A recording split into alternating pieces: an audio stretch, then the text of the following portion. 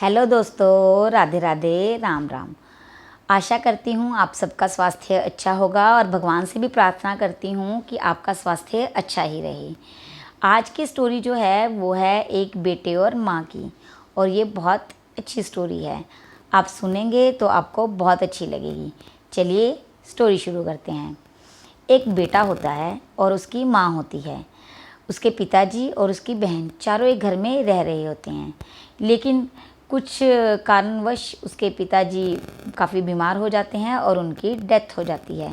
और इस गम में उसकी बहन की भी डेथ हो जाती है, क्योंकि उसके पिताजी गुजर जाते हैं तो उसकी बहन को इस चीज़ का बहुत दुख लगता है और उसकी बहन की भी डेथ हो जाती है। और घर में सिर्फ दो ही बंदे बचते हैं, वो है माँ और बेटा। तो जैसे ही उसके पिताजी की और बहन की डेथ होती है तो उसकी माँ को भी सदमा लग जाता है और वो बहुत ज़्यादा बीमार हो जाती है और मंजे पे पड़ जाती है। और उसका बेटा फलों का काम करता है और वहाँ पे ठेला लगाता है। जैसे ही वो ठेला लगाता होता है और देखता है कि उसकी माँ बहुत ज़्यादा बीमार है, तो वो सोचता है कि वो अपनी माँ की देखरेख कैसे करे, क्योंकि वो भी शादीशुदा नहीं होता, कुंवारा होता है। तो वो बड़ा परेशान होता है।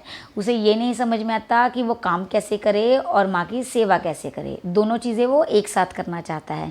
अगर वो काम छोड़ता है तो माँ की सेवा कर पाएगा, अगर माँ की सेवा करता है तो काम छूट जाएगा।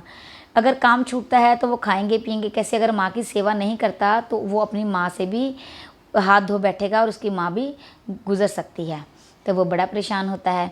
तो वो क्या करता है, अपना सारा कुछ भगवान के ऊपर छोड़ देता है कि जो करेंगे भगवान मेरे लिए अच्छा ही करेंगे। तो वो अपनी माँ की देखरेख को शुरू कर देता है। जैसे ही वो अपनी माँ की देखरेख को शुरू करता है तो वो क्या करता है, अपने ठेले के ऊपर सभी सब्जियों और फ्रूट का रेट लिख कर छोड़ देता है। आम 100 रुपये किलो, भिंडी 80 रुपये किलो, ऐसे वो सारे के रेट लिखाता है। और नीचे लिखा होता है, मैं अपनी माँ की सेवा के लिए घर पर हूँ, जिसकी वजह से मैं ठेले पर नहीं आ सकता। आप अपना फ्रूट और सब्जी खुद ब खुद तोलिए और उसके हिसाब से आप अपने पैसे इस गुल्लक में डालते रहिए। तो ये चीज़ देख करते हैं, वो ऐसे रख देता है। जैसे ही सारे लोग आते हैं वैसे वैसे करते रहते हैं। तो एक आदमी आता है, वो ये चीज़ को देखता है कि ये कैसे पॉसिबल है। वो बड़ा हैरान और परेशान होता है। उसके नीचे उस लड़के का पता भी लिखा होता है। वो उस लड़के के घर जाता है और उसको कहता है कि तुम लोगों के ऊपर भरोसा कैसे कर सकते हो। अगर वो 3 किलो आम ले जाएं और 2 किलो के पैसे दें, अगर कोई पैसे ही ना दे तो तुम्हें कैसे पता चलेगा। तो वो बंदा कहता है, वो लड़का कहता है, देखो दोस्त, मैंने किसी एक चीज़ को चुनना था, या तो अपने काम को और या फिर अपनी माँ को। मैंने इन दोनों में से अपनी माँ को चुना। काम के बिना मेरा गुजारा नहीं होता, तो मैं दोनों चीज़ें एक साथ नहीं कर सकता था। इसीलिए मैंने अपनी डोरी भगवान के ऊपर छोड़ दी। अगर मैं कोई सही काम कर रहा हूँ तो मेरे साथ भी गलत नहीं हो सकता। रोज़ मैं अपनी फ्रूट और सब्जी ऐसे ही लगा कर जाता हूँ और लोग आते हैं, अपने आप ले जाते हैं और अपने पैसे गुल्लक में डाल देते हैं। रात को जितना मैंने सामान मेरा बिका होता है उसी हिसाब से उस गुल्लक में पैसे पड़े होते हैं। आज तक एक भी दिन ऐसा नहीं गया जिस पे मुझे ये लगा हो कि मेरे पैसे कम हैं और मेरा सामान ज़्यादा लग गया है। तो जैसे ही मैंने भगवान के ऊपर भरोसा किया है, भगवान ने भी मेरी मदद की है। मैं एक अच्छा काम कर रहा था, भगवान ने भी मेरे साथ अच्छा किया है। तो दोस्तों, आज की कहानी तो बहुत छोटी सी थी, लेकिन इस कहानी ने हमें सबक बहुत बड़ा दिया है।